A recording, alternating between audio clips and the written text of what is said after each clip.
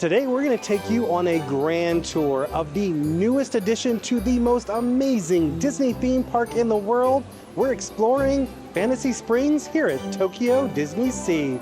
Let's go do it.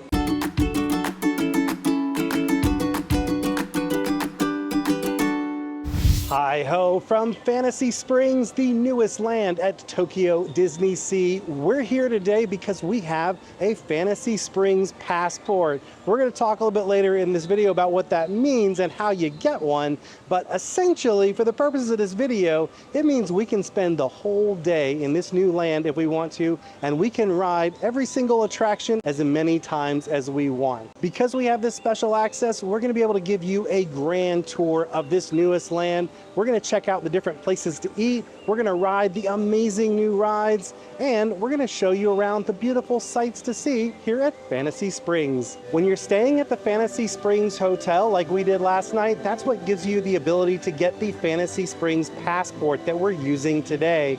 It also gives you your own exclusive entrance into this land. Essentially, your hotel is in Fantasy Springs. When you come through that entrance, you're going to be greeted with the springs themselves. These are the springs that bring to life your favorite stories from your childhood.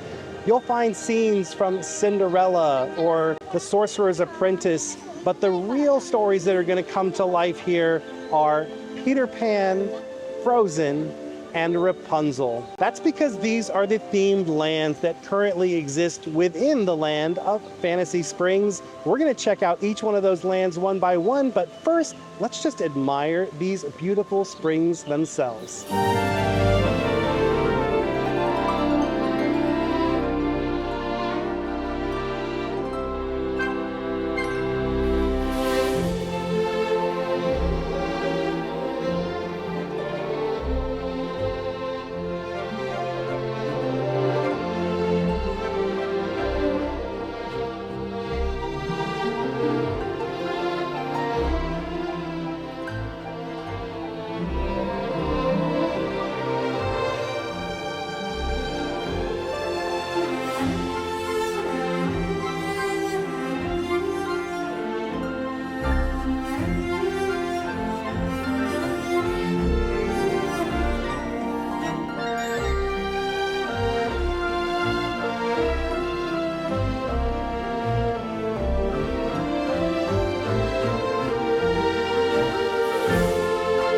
Our first stop is Neverland, and our first attraction of the day is actually the only one we're going to be doing where we won't get access to a priority lane.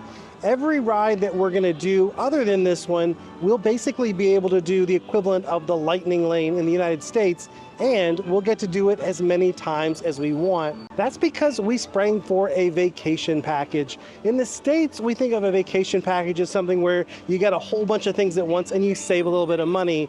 Here, it's kind of the reverse. You're going to get a whole bunch of things at once, but you're going to actually spend a whole lot more for it. The benefit, however, is that you have the chance to get things that you probably wouldn't be able to get otherwise. One of those things is access to Fantasy Springs. Unfortunately, everyone else in this park can only come here if they have the equivalent of a virtual boarding group for one of the attractions. They call it a standby pass here. So if you don't have that standby pass, if you weren't lucky enough to be able to snag one in the app for free, the only way to come back here is going to be to pay. So really what you're paying for with the vacation package is access. You do get other things with the package, like a free popcorn bucket and some gifts and drinks. You'll also get priority passes to other attractions. Our particular package came with 2 days in the park. So yesterday we were at Tokyo Disneyland. We got access to a bunch of attractions included in that package. Today we got access to Tokyo DisneySea. There were a couple of attractions we could do outside of Fantasy Springs, but really what we wanted to do was spend the whole day right here. So now that we've covered that vacation package and the Fantasy Springs passport, the boring stuff is out of the way, it's time to get to the fun. Let's jump on our first ride, Fairy Tinkerbell's Busy Buggies.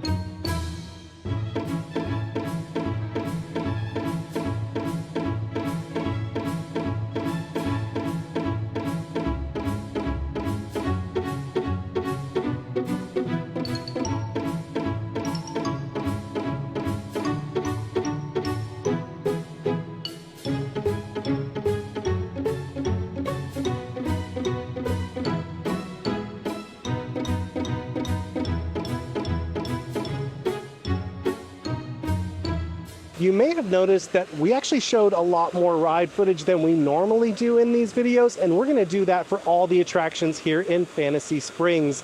It's because it's really tough to get here. Even if you make it to Japan, it's tough to get inside Fantasy Springs right now. So we want to show you as much as we can of these attractions so that all of you can enjoy them right along with us. Our next stop is a walkthrough attraction. Behind me, you may recognize that ship as the Jolly Roger. Of course, here in Neverland, you gotta have the Jolly Roger. Let's hop aboard and fingers crossed, nobody makes us walk the plank.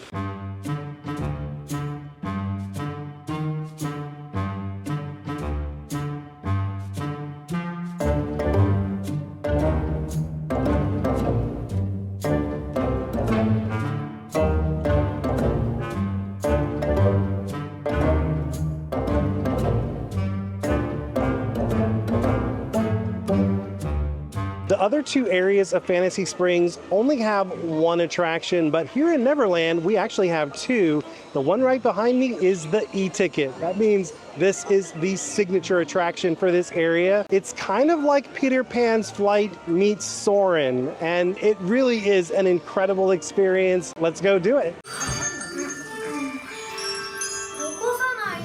リリオね、ロストキッズ全員の力が必要なんだ。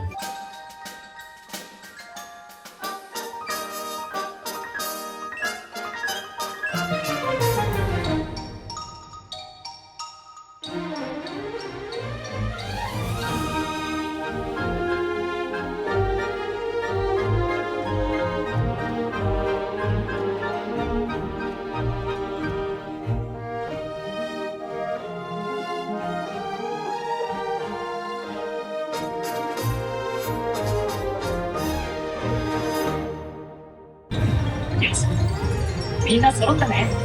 ちゃんとその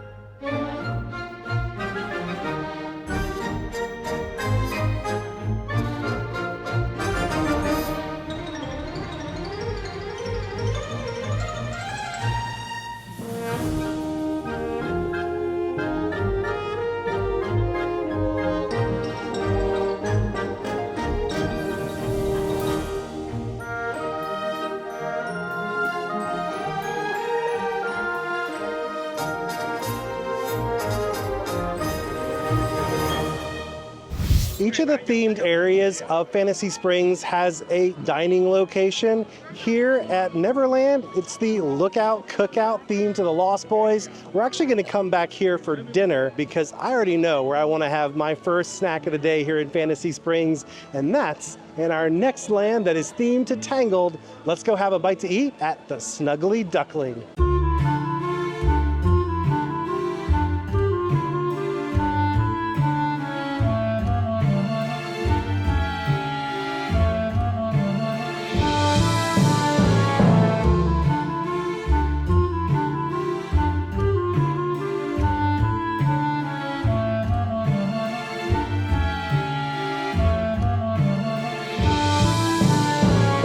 The theming inside the Snuggly Duckling is pretty much the best theming you're gonna find here in Fantasy Springs. There are so many details, tons of them, Easter eggs everywhere you look. The food was perfectly fine, but let's be honest, the real reason you're at the Snuggly Duckling is because you're at the Snuggly Duckling, am I right? Now that we've had a little bit of a snack, it is time for the most beautiful attraction you're gonna experience here in Fantasy Springs.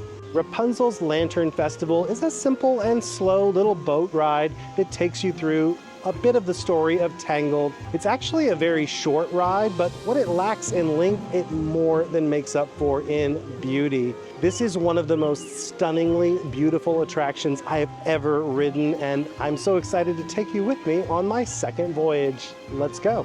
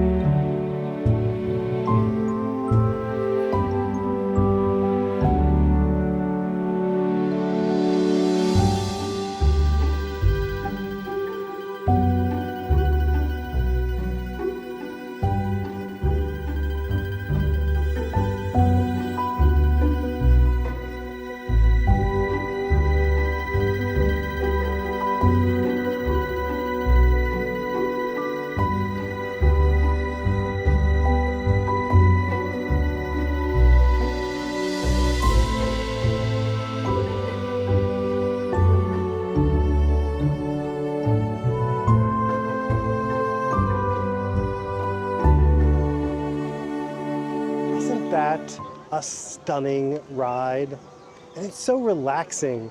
It feels kind of short, but it's actually 5 minutes. I timed it. It's a 5-minute attraction. I think it feels short because you're just so enraptured by everything, and that scene where you go through with the lanterns, everywhere you look, it is just mind-blowingly beautiful. I feel like that attraction alone makes it worth having this pass just to be able to ride that again and again.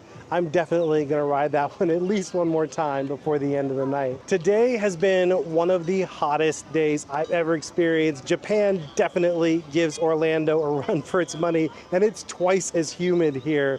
But it does give us the perfect opportunity to find out once and for all what it is that frozen things do in summer. Let's head over to Arendelle.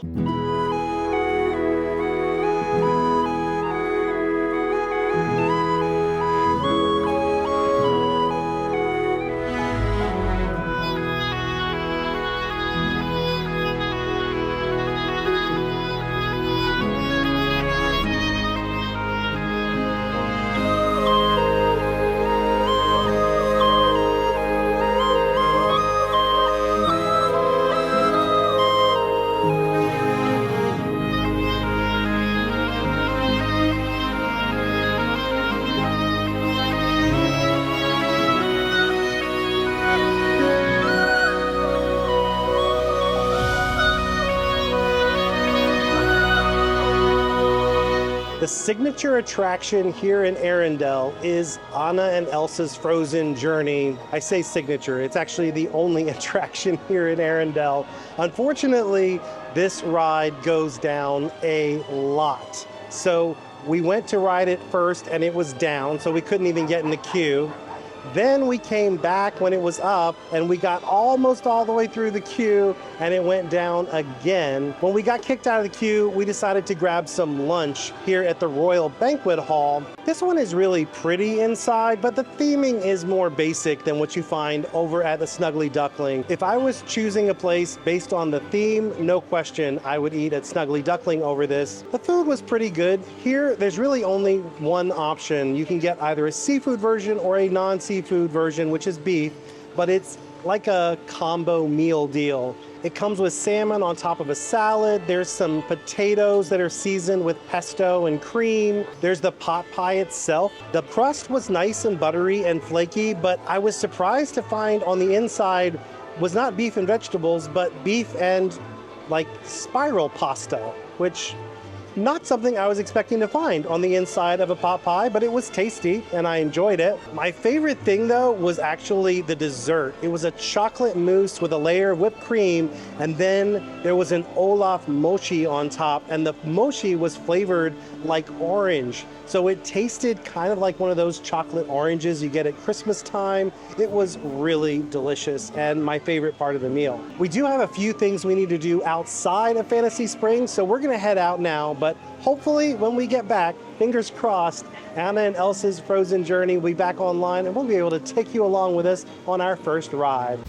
We are feeling a little bit peckish. It's not quite time to go have dinner at Lookout Cookout though, so we figured we would stop here and try one of Oaken's delicious delights. We're at Oaken's OK Foods to try Yoo-hoo bread. I think you have to say it that way. You can't call it Yoo-hoo bread. It is Yoo-hoo bread.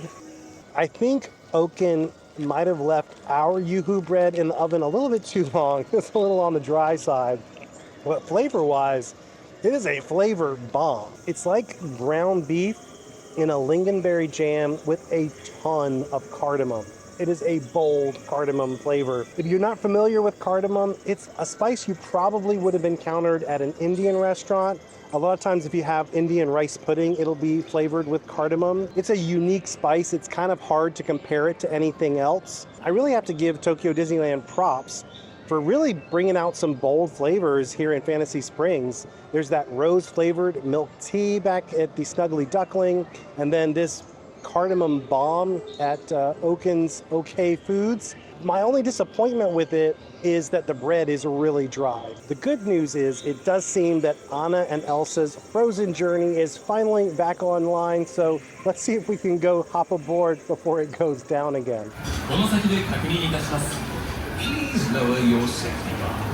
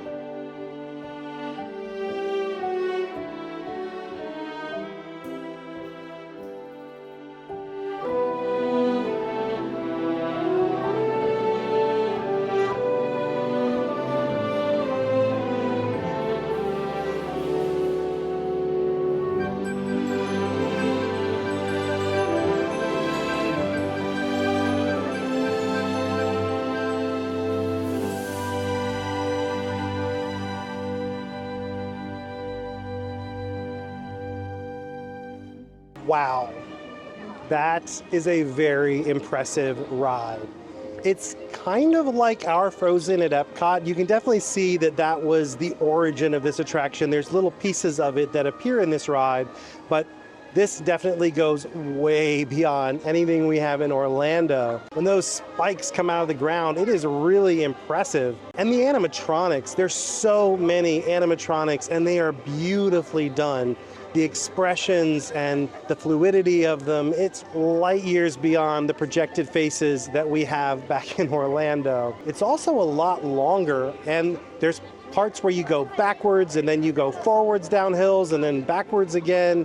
It's a very technically complex ride, and I guess that's why it's been going down a lot today. It would be really nice if Disney decided that they wanted to maybe upgrade us a little bit in Orlando, give us some of these beautiful animatronics. We wouldn't complain, I promise. We're gonna head back where we started into Neverland because I'm starting to feel hungry. That Yoo-hoo bread was tasty, but not terribly filling. So it's time to go enjoy some dinner at Lookout Cookout.